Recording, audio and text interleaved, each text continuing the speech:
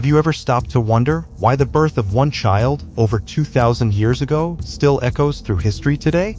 Not a king, not a celebrity, but a baby born in a barn in a forgotten corner of the Roman Empire. This isn't just a Christmas story.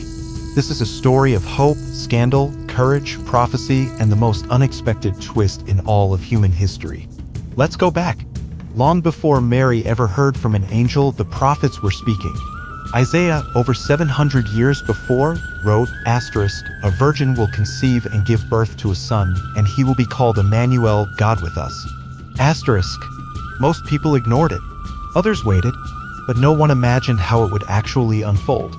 Mary was young, probably no older than 15, engaged to Joseph, planning a simple life.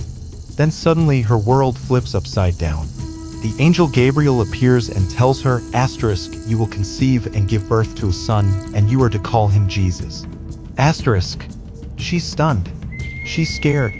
She knows what people will say. A pregnant girl, not yet married, in a society where that could get you stoned. And yet, Mary responds with one of the boldest acts of faith in the Bible, "I am the Lord's servant. Let it be to me as you have said." Meanwhile, Joseph is heartbroken. He plans to quietly end things until an angel visits him in a dream and says, "Don't be afraid. Take Mary as your wife. The child she carries is from the Holy Spirit." So Joseph stays. He protects her. He believes. Then, just weeks before the baby is due, Caesar Augustus declares a census. Everyone must travel to their ancestral towns. For Joseph and Mary, that means a 90-mile trip to Bethlehem, on foot and donkey, through rugged terrain. When they finally arrive, the town is packed. Every inn is full. Mary is going into labor and there's no room. No bed, no midwife, only a stable. There, surrounded by animals and straw, the Son of God enters the world. No royal robes, no trumpets, just a mother, a father, and a manger. But heaven couldn't keep quiet. Angels burst into the sky, declaring the news to shepherds, the outcasts of society. Dirty, forgotten, ignored.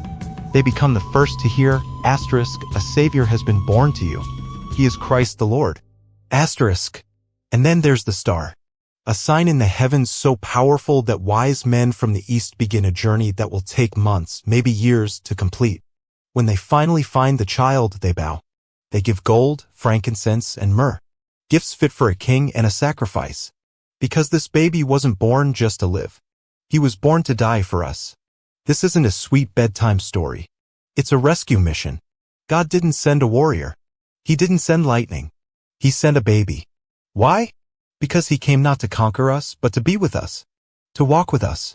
To suffer like us. To save us. So, here's the question. If this baby really was who he said he was, what does that mean for you? If God would go this far just to reach you, what are you going to do with that? This is just the beginning of the greatest story ever told. If you want more, if you want to dive deeper into these powerful stories that shaped history and still change lives today, hit that subscribe button. There's so much more to discover. And your journey is just beginning.